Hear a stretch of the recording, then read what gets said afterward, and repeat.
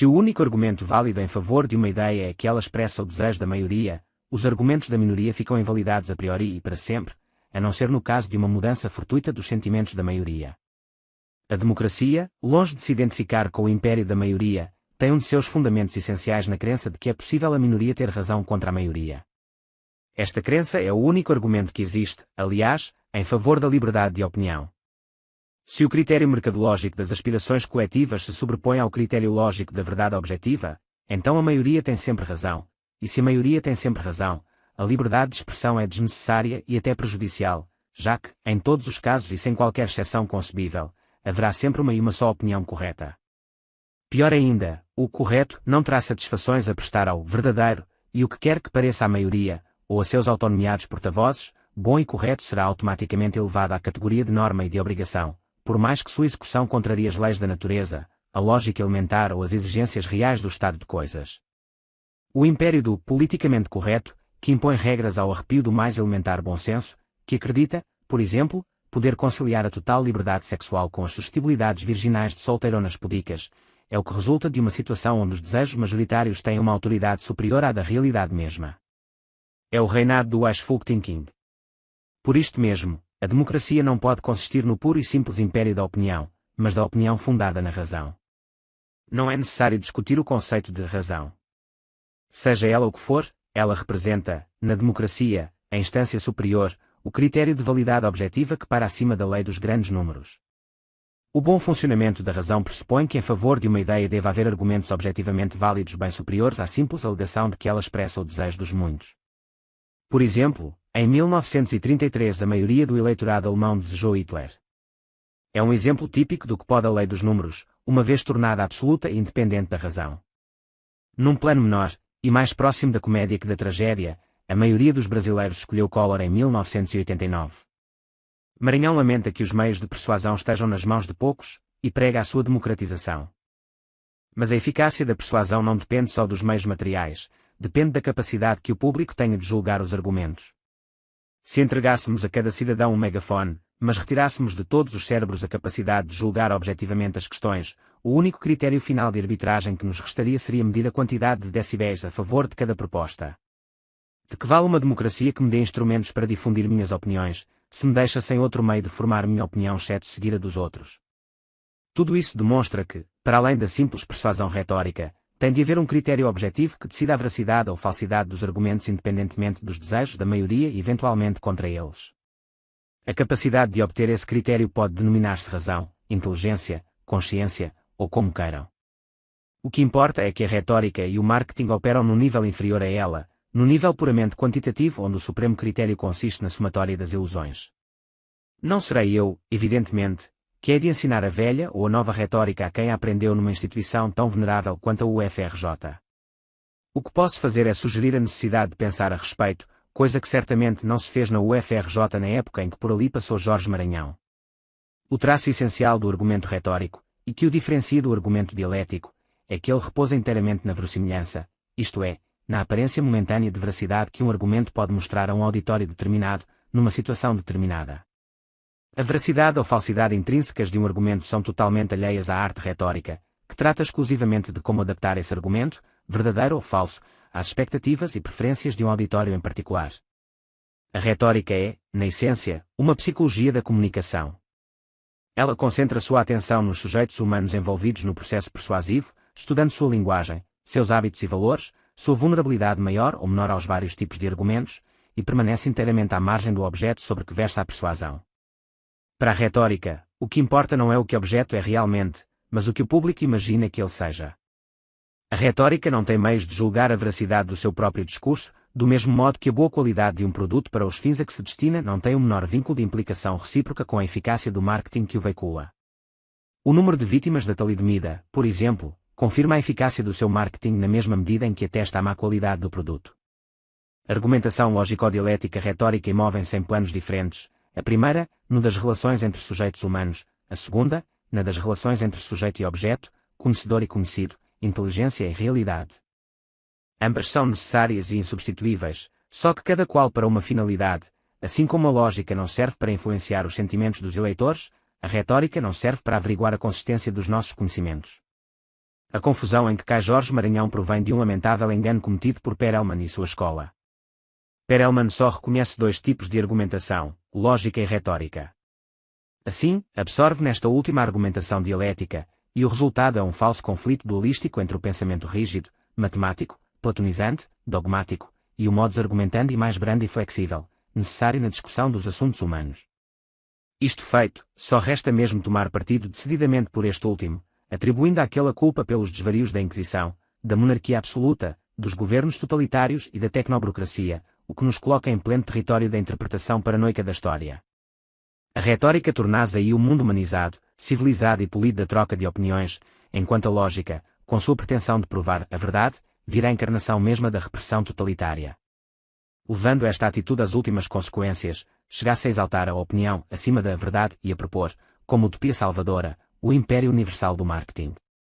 Mas tudo isso funda-se numa generalização tola, aliada a um completo desconhecimento das diferenças entre retórica e dialética e a uma absolutização estereotípica da oposição lógica-retórica. Não vou aqui me estender sobre este ponto, pois creio já ter demonstrado o bastante, no meu livreto sobre a teoria aristotélica do discurso, não apenas a existência de 4, e não 2, modalidades básicas de argumentação, como também a completa interdependência entre essas modalidades, cuja distinção é antes formal do que real, tomando essa distinção como absolutamente real e fundando nela algo como uma tipologia das sociedades políticas, a escola de Perelman, mais a escola do que o próprio Perelman, confunde meros conceitos lógico-abstratos com entidades reais da história cultural e ainda se arrisca a produzir efeitos políticos concretamente maléficos. Maranhão não parece se dar conta de como é monstruosa e inumana a bela utopia que o império da retórica nos oferece, onde a eficácia da persuasão é um valor mais nobre do que a veracidade do conhecimento, falar é mais importante que saber, e o conhecer a ti mesmo é desbancado pelo discurso ao público, aí mais vale a mentira repetida por milhões do que a verdade conhecida por um só. O desprezo que Maranhão sente pela verdade solitária é mal disfarçada. Se empresas e governos decidem por razões tecnocientíficas seus projetos para a sociedade, correm o risco de acabarem solitários com suas verdades, que, por serem verdades, nem por isso são argumentos para o convencimento da opinião pública. Nessa inversão caricatural do inimigo do povo de Ibsen, o bom líder não é aquele que age segundo sua consciência fundada no conhecimento, mas aquele que segue a todo preço a opinião pública e, não podendo persuadi-la do certo, adere festivamente ao errado para não correr o risco de acabar solitário com a sua verdade. Perguntou-me se o autor deste livro estava em seu juízo perfeito ao redigir estas passagens, que, com sua apologia goebbelsiana da exterioridade, sugerem nada menos que uma renúncia coletiva à dignidade da consciência humana, em prol de uma democracia de formigueiro. É preciso estar hipnotizado pelo fascínio do marketing em grau quase demencial para enxergar algum atrativo na oferta de, em troca do ingresso no livre mercado das ideias, atirar ao lixo tudo o que dá valor e sentido à vida. O homem que prefere a solidão da verdade à companhia dos mentirosos não tem certamente buena prensa, mas é o mais belo tipo moral humano, personificado em Cristo, superior em marketing era Barrabás. Maranhão pretende que santifiquemos o voto da turba, pelo qual até um panaca como Pôncio Pilatos era sensato demais para se responsabilizar. De outro lado, buscar na retórica um antídoto ao poder discricionário da ciência é uma ideia que só pode ocorrer a quem desconheça que o poder da ciência sobre a sociedade não advém do conteúdo cognitivo do saber científico, e sim da ideologia científica, que é pura retórica. Quem elevou a classe dos técnicos e cientistas ao estatuto de uma casta sacerdotal não foi nem a física de Einstein, nem a genética de Mendel, nem qualquer teoria científica, mas a retórica iluminista e, depois, positivista. Os homens que criaram o poder científico, Voltaire, Condorcet, Comte, Renan, não eram cientistas nem mesmo no sentido aproximativo do termos, mas comunicadores, homens de marketing como Maranhão. A noção mesma de intelectual, no sentido moderno, é sobretudo a de um retórico, um agitador de ideias, que nada descobre ou cria por si mas faz um barulho imenso e põe em movimento a máquina da história. O tipo, todo mundo sabe, é inaugurado por Voltaire. À testa de todas as correntes de opinião que agitam o mundo há 200 anos, não se encontra nunca um verdadeiro homem de ciência, um filósofo no sentido clássico do termos, um genuíno artista criador, um religioso autêntico ou mesmo um puro homem de ação, mas sempre invariavelmente um intelectual, um indivíduo que tem o dom de, pela palavra, transformar as ideias em forças agentes. Vale dizer, um retórico, um publicitário. São publicitários os autores da enciclopédia, os pioneiros do movimento socialista, os ideólogos do liberalismo, os propagadores do espiritismo e da teosofia, os apologistas do positivismo, os instigadores da Comuna de Paris, os porta-vozes de ambos os partidos no caso Dreyfus, são retóricos Lenin e Trotsky, Hitler e Mussolini, Churchill e Roosevelt, Gandhi e Mao. São retóricos os que difundem no mundo o existencialismo, o marxismo, a New Left e a New Age, como hoje são retóricos Alvin Toffler, Fritjof Capra e todos os ideólogos em circulação no mercado. Mesmo antes do advento do mundo moderno e do intelectual, ou retórico puro que constitui a sua figura dominante, já era a retórica a fonte do poder. Quem transformou a Igreja em força política não foram os teólogos especulativos, mas os pregadores. A Europa já estava toda cristianizada pelo verbo candente dos apologistas quando, séculos mais tarde, se organizou com Alberto e Tomás o corpo doutrinal da teologia aristotelizante, que após enfrentar muitas resistências veio a ser aceita como doutrina oficial da Igreja no século XIX, e à qual no entanto Maranhão, com a mais completa ignorância do assunto, atribui 20 séculos de repressão da verdade. É a retórica de S. Bernardo, e não a teologia de Tomás ou de quem quer que seja, que leva a Europa à aventura das cruzadas, da qual sai menos cristã do que quando entrou. É a retórica que acende as fogueiras da Inquisição e é a retórica que, ao apagá-las, aproveita para afogar num banho de calúnias a filosofia escolástica, à guisa de bode expiatório. É a retórica de Hobbes e Bodin que, contra o poderio papal, ergue os fundamentos da monarquia absoluta, e é a retórica que volta às massas contra a monarquia absoluta, lançando as culpas dela à conta da Igreja que fora em verdade sua primeira vítima. A retórica move o mundo desde sempre, e, se ele vai para o abismo, é levado pelos retóricos. Pelos retóricos, e não pelos teólogos, pelos filósofos, pelos homens de ciência, pelos contemplativos e indagadores da verdade. Mesmo a força das armas permanece adormecida e inofensiva se não é despertada por uma boa retórica.